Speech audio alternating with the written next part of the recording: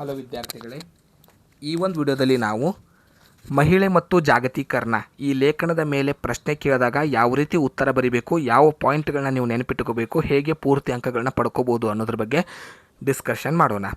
ಡಿಸ್ಕ್ರಿಪ್ಷನಲ್ಲಿ WhatsApp group link ಕೊಟ್ಟಿದ್ದೀವಿ, ಅದಕ್ಕೆ ಜಾಯ್ನ್ ಆಗಿ. ಹಾಗೂ ಯೂಟ್ಯೂಬ್ ಮೆಂಬರ್ಶಿಪ್ ಲಿಂಕ್ನ ನಾವು ಕೊಟ್ಟಿದ್ದೀವಿ.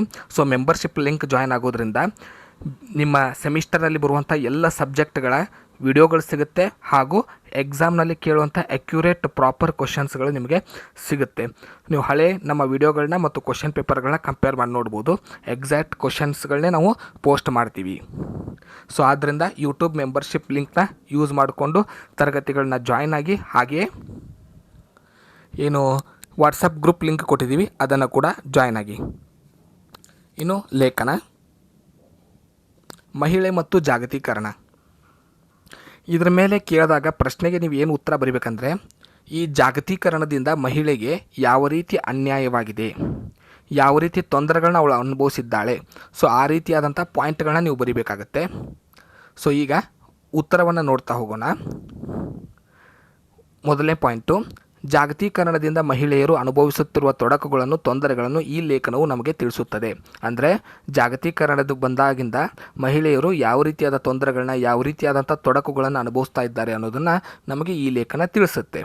ಮತ್ತು ಮಹಿಳೆಯ ಶೋಷಣೆ ಬಗ್ಗೆ ಈ ಲೇಖನ ನಮಗೆ ಹೇಳುತ್ತೆ. ಮಹಿಳೆ ಶತಮಾನಗಳುದ್ದಕ್ಕೂ ಅವಕಾಶ ವಂಚಿತಳಾಗಿದ್ದಾಳೆ, ಆದರೆ ಮುಕ್ತ ಆರ್ಥಿಕ ನೀತಿಯ ಕಾರಣಕ್ಕಾಗಿ ಎಲ್ಲ ಕ್ಷೇತ್ರಗಳನ್ನು ಪ್ರವೇಶಿಸಿದ್ದಾಳೆ.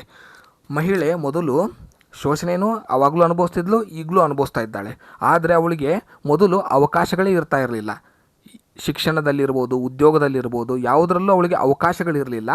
ಆದರೆ ಈ ಮುಕ್ತ ಆರ್ಥಿಕತೆ ಬಂದು ಈಗ ಅವಳಿಗೆ ಅವಕಾಶಗಳು ಸಿಕ್ಕಿದೆ. ಆದರೆ ಶೋಷಣೆ ತಪ್ಪಿಲ್ಲ, ಅದರಲ್ಲೂ ಕೂಡ ಶೋಷಣೆಯನ್ನು ಅನುಭವಿಸ್ತಾ ಇದ್ದಾಳೆ. ಅವಕಾಶಗಳು ಸಿಕ್ಕಿದೆ. ಇಂದು ಮಹಿಳಾ ಸಮಸ್ಯೆಗಳು ಭಿನ್ನ ಸ್ವರೂಪವನ್ನು ತಾಳಿವೆ. ಉದಾಹರಣೆಗೆ ಗ್ರಾಮೀಣ ಮಹಿಳೆ, ಮಧ್ಯವರ್ಗದ ಮಹಿಳೆ, ನಗರ ಕೇಂದ್ರಿತ ಮಹಿಳೆ, ದಲಿತ ಮಹಿಳೆ, ಮುಸ್ಲಿಂ ಮಹಿಳೆ, ಇವರ ಸಮಸ್ಯೆಗಳು ಬೇರೆ ಬೇರೆಯಾಗಿವೆ. ಅಂದರೆ ಒಬ್ಬರ ಸಮಸ್ಯೆಯಿಂದ ಇನ್ನೊಬ್ಬರ ಸಮಸ್ಯೆ ವಿಭಿನ್ನವಾಗಿದೆ. ಬೇರೆ ಬೇರೆ ರೀತಿ ಸಮಸ್ಯೆಗಳು ಬರ್ತಾ ಇವೆ. ಪುರೋಹಿತಶಾಹಿ ಮತ್ತು ಜಮೀನ್ದಾರಿಕೆ ವ್ಯವಸ್ಥೆಯಲ್ಲಿ ಶೋಷಣೆಗೆ ಒಳಗಾಗಿದ್ದ ಮಹಿಳೆ ಪ್ರಜಾಪ್ರಭುತ್ವದ ಸಂದರ್ಭದಲ್ಲಿ ಕೆಲಸದ ಹಕ್ಕು, ಶಿಕ್ಷಣದ ಹಕ್ಕು, ಮಾಹಿತಿ ಹಕ್ಕು, ಆರೋಗ್ಯದ ಹಕ್ಕು, ಸಂಘಟನೆಯ ಹಕ್ಕು, ಸಾಮಾಜಿಕ ಭದ್ರತೆ ಹಕ್ಕು, ಪರಿಸರ ಸಂರಕ್ಷಣೆ ಹಕ್ಕು ಮುಂತಾದ ಬೇಡಿಕೆಗಳನ್ನು ಈಡೇರಿಸಿಕೊಳ್ಳಲು ಪ್ರಯತ್ನಪಟ್ಟಳು. ಆದರೆ ಅದು ಸಾಧ್ಯವಾಗಲಿಲ್ಲ. ಅಂದರೆ ಈ ಪುರೋಹಿತಶಾಹಿ ಮತ್ತು ಜಮೀನ್ದಾರಿಕೆ ಪದ್ಧತಿಯಲ್ಲಿ ಮಹಿಳೆಗೆ ಯಾವುದೇ ಹಕ್ಕುಗಳು, ಅಧಿಕಾರಗಳು ಇದ್ದಿದ್ದಿಲ್ಲ. ಯಾವಾಗ ಸ್ವಾತಂತ್ರ್ಯ ಸಿಕ್ತು, ಯಾವಾಗ ಸಂವಿಧಾನ ಬಂತು, ಯಾವಾಗ ಪ್ರಜಾಪ್ರಭುತ್ವ ಬಂತು, ಆಗ ಈ ಎಲ್ಲ ಹಕ್ಕುಗಳನ್ನು ಕೊಡ್ತೇವೆ ಅಂತ ಅವಳಿಗೆ ನಂಬಿಸಿದರು. ಆದರೂ ಕೂಡ ಪೂರ್ತಿಯಾಗಿ ಈಗ ಅವಳಿಗೆ ಇನ್ನೂ ಅವು ಸಿಕ್ಕಿಲ್ಲ. ಯಾವ ಹಕ್ಕುಗಳು ಪೂರ್ತಿಯಾಗಿ ಅವಳಿಗೆ ದೊರೆತಿಲ್ಲ. ಈ ಜಾಗತೀಕರಣವು ಮಹಿಳೆಯ ವಿಶ್ವ ಸುಂದರಿ ಆಗುವ ಪರಿಕಲ್ಪನೆಯನ್ನು ಮೂಡಿಸಿದೆ, ಆದರೆ ಅದು ಕೂಡ ಸಾಧ್ಯವಾಗಿಲ್ಲ. ಅಂದರೆ ಈ ಜಾಗತೀಕರಣ ವಿಶ್ವ ಮಟ್ಟದಲ್ಲಿ ಮಹಿಳೆ ಭಾಗವಹಿಸುವಂಥ ಒಂದು ಅವಕಾಶವನ್ನು ಕೊಟ್ಟಿದೆ, ಆದರೆ ಅದು ಕೂಡ ಸಾಧ್ಯವಾಗಿಲ್ಲ. ಹೆಣ್ಣಿಗೆ ಶತ್ರುಗಳು ಯಾರೆಂದರೆ ಪುರುಷ, ಕುಟುಂಬ, ಮಕ್ಕಳು, ಧರ್ಮ, ಸಂಪ್ರದಾಯದ ಆಚರಣೆ ಮತ್ತು ಇವಾಗ ಜಾಗತೀಕರಣ.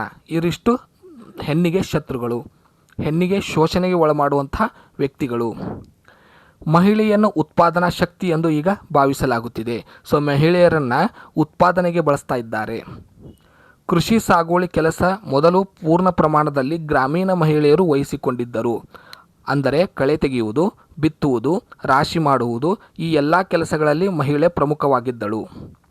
ಆದರೆ ಕೃಷಿಯಲ್ಲಿ ಜಾಗತೀಕರಣ ಉಂಟಾಗಿ ಯಂತ್ರೋಪಕರಣಗಳನ್ನು ಬಳಸುವುದರಿಂದ ಉಪಜೀವನಕ್ಕೆ ಪ್ರಮುಖ ಆಸರೆಯಾಗಿದ್ದ ಮಹಿಳಾ ಕೃಷಿ ಕಾರ್ಮಿಕ ಅತಂತ್ರ ಸ್ಥಿತಿಯಲ್ಲಿ ಇದ್ದಾರೆ. ಯಾವಾಗ ಕೃಷಿಯಲ್ಲಿ ಕೂಡ ಜಾಗತೀಕರಣ ಉಂಟಾಗಿ ವಿಭಿನ್ನ ಬೇರೆ ಬೇರೆ ದೇಶದ ಯಂತ್ರೋಪಕರಣಗಳು ನಮಗೆ ಪರಿಚಯವಾದವು, ಆಗ ಮಹಿಳೆಯರು ತಮ್ಮ ಕೃಷಿ ಉದ್ಯೋಗವನ್ನು ಕಳೆದುಕೊಂಡರು. ಪಾರಂಪರಿಕ ವಿಧಾನಗಳ ಮೂಲಕ ಮಹಿಳೆಯರು ಬೀಜ ತಯಾರಿಸುತ್ತಿದ್ದರು, ಆದರೆ ಜಾಗತೀಕರಣ ಆ ಕೌಶಲ್ಯವನ್ನು ಕಿತ್ತುಕೊಂಡಿದೆ. ಎರಡನೇ ರೀತಿ ಕೃಷಿಯಲ್ಲಿ ಶೋಷಣೆ ಅಂತಂದರೆ ಅವರು ಬೀಜವನ್ನು ತಯಾರಿಸ್ತಾ ಇದ್ದರು ಮಹಿಳೆಯರು. ಅದನ್ನು ಕೂಡ ಈಗ ಈ ಆಧುನಿಕ ಬೇರೆ ಬೇರೆ ಫಾರಿನ್ ಕಂಪನಿಗಳು ಬಂದು ಬೀಜಗಳನ್ನ, ಸೀಡ್ಸ್ಗಳನ್ನ ಉತ್ಪಾದನೆ ಮಾಡ್ತಾ ಇರೋದ್ರಿಂದ ಆ ಉದ್ಯೋಗವನ್ನು ಕಳೆದುಕೊಂಡಿದ್ದಾಳೆ. ಮಹಿಳೆ ಪೂರ್ವ ಯುಗದಲ್ಲಿ ಪುರುಷನಿಗೆ ಸಮಾನವಾದ ಶಿಕ್ಷಣದ ಹಕ್ಕನ್ನು ಹೊಂದಿದ್ದರು. ಆದರೆ ಮನುವಿನ ಕಾಲದಲ್ಲಿ ಸ್ತ್ರೀಗೆ ವೇದಾಧ್ಯಯನ ನಿಷೇಧ ಮಾಡಲಾಯಿತು. ಮೊದಲೆಲ್ಲ ಮಹಿಳೆಯೂ ಕೂಡ ಪುರುಷನಂತೆಯೇ ಒಂದು ರೀತಿ ಶಿಕ್ಷಣದಲ್ಲಿ ಭಾಗಿಯಾಗ್ತಿದ್ಲು. ಯಾವಾಗ ಮನುಸ್ಮೃತಿ ಬಂತು ಆಗ ಅವಳಿಗೆ ಆ ಸ್ವಾತಂತ್ರ್ಯವನ್ನು ಕಿತ್ತುಕೊಳ್ಳಲಾಯಿತು. ಸ್ವಾತಂತ್ರ್ಯ ಭಾರತದ ಯೋಜನೆಗಳಲ್ಲಿ ಮಹಿಳಾ ಶಿಕ್ಷಣ ಸಮಾನತೆಗೆ ಪ್ರಯತ್ನ ಮಾಡಲಾಯಿತು, ಆದರೆ ಅದು ಕೂಡ ನಗರದಲ್ಲಿ ಕೇಂದ್ರಿತವಾಯಿತು ಹೊರತು ಗ್ರಾಮೀಣ ಪ್ರದೇಶದ ಒಳಗೊಳ್ಳಲು ಸಾಧ್ಯವಾಗಲಿಲ್ಲ. ಅಂದರೆ ಸ್ವಾತಂತ್ರ್ಯ ಬಂದ ನಂತರ ಮಹಿಳೆಯರಿಗೆ ಅವಕಾಶಗಳನ್ನ ಶಿಕ್ಷಣವನ್ನು ಹೆಚ್ಚು ಪ್ರೋತ್ಸಾಹ ಮಾಡಲಾಯಿತು, ಆದರೆ ಆ ಶಿಕ್ಷಣ ಕೇವಲ ನಗರ ಭಾಗಗಳಿಗೆ ಸೀಮಿತ ಆಯಿತು ಹೊರತಾಗಿ ಇವರಿಗೆ ಸಿಗಲಿಲ್ಲ. ಗ್ರಾಮೀಣ ಪ್ರದೇಶದ ಮಹಿಳೆಯರಿಗೆ ಈ ಶಿಕ್ಷಣ ಸಿಗಲಿಲ್ಲ. ಮಹಿಳೆ ಉದ್ಯೋಗ ಹೊಂದಿದರೂ ದುಡಿಮೆಯ ಸಂಪೂರ್ಣ ಹಕ್ಕನ್ನು ಅವಳಿಗೆ ಕೊಡಲಿಲ್ಲ. ಸೊ ಉದ್ಯೋಗ ಏನೋ ಮಾಡ್ತಾಳೆ ಮಹಿಳೆ, ಆದರೆ ಪೂರ್ಣವಾದ ಸ್ವಾತಂತ್ರ್ಯದ ಹಕ್ಕು ಅವಳಿಗಲ್ಲಿಲ್ಲ. ಕೆಲಸ ಮಾಡುವಲ್ಲಿ ಅವಳಿಗೆ ಸೇಫ್ಟಿ ಇಲ್ಲ, ಸ್ವಾತಂತ್ರ್ಯ ಇಲ್ಲ, ನಿರ್ಧಾರ ತಗೊಳ್ಳುವಂಥ ಹಕ್ಕನ್ನು ಕೊಟ್ಟಿಲ್ಲ. ವೃತ್ತಿನಿರತ ಮಹಿಳೆಯರು ಮನೆಯ ಕೆಲಸಗಳಿಂದ ಮುಕ್ತರಾಗಿಲ್ಲ, ಕಾರಣ ಮಾನಸಿಕ ಒತ್ತಡಗಳಿಗೆ ಗುರಿಯಾಗುತ್ತಿರುವುದು. ಸೊ ಏನೋ ಜಾಬ್ ಮಾಡ್ತಾ ಇರೋಂಥ ಹೆಣ್ಣು ಕೂಡ ಜಾಬ್ನೂ ಮಾಡಬೇಕು ಮತ್ತು ಮನೆ ಕೆಲಸನೂ ಮಾಡಬೇಕು, ಈ ರೀತಿಯಾದ ಒತ್ತಡಗಳು ಅವಳ ಮೇಲಿದೆ. ಅವಳು ಹೊರಗಡೆ ಕೆಲಸ ಸೇರಿಕೊಂಡು ಜಾಬ್ ಮಾಡ್ತಾ ಸ್ವತಂತ್ರವಾದರೂ ಕೂಡ ಮನೆ ಕೆಲಸ ಮಾಡೋದು ಇಂದಿಗೂ ಕೂಡ ತಪ್ಪಿಲ್ಲ. ಮಹಿಳೆಯ ಆಯ್ಕೆ ಹಕ್ಕನ್ನು ಕಳೆದುಕೊಂಡಿದ್ದಾಳೆ. ಇತ್ತೀಚೆಗೆ ಹೆಣ್ಣು 35 ವರ್ಷಗಳು ದಾಟಿದ ನಂತರ ತಾಯಿಯಾಗಬೇಕೆಂದು ನಿರ್ಧರಿಸುತ್ತಿದ್ದಾಳೆ. ಇದಕ್ಕೆ ಕಾರಣ ಅವಳ ಮೇಲಿನ ಒತ್ತಡ. ಅವಳಿಗಿರುವಂಥ ಒತ್ತಡಗಳಿಂದಾಗಿ ಮಹಿಳೆ 35 ವರ್ಷ ದಾಟಿದ ನಂತರ ತಾಯಿಯಾಗುವಂಥ ಪರಿಸ್ಥಿತಿ ಬರ್ತಾ ಇದೆ.